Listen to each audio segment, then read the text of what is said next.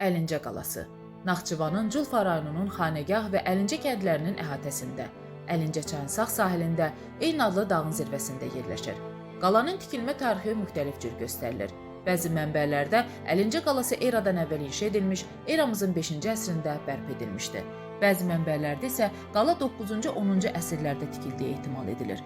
Qalanın adı çəkilən ən qədim mənbələrdən biri Kitab-ı Dədə Qorqud dastanıdır. Qala 14 il ərzində Teymurləngin qoşunları tərəfindən mühasirədə qalmışdı. Əmir Teymur 1386-1401-ci illərdə Əlincə qalaya 4 dəfə yürüş etmişdi.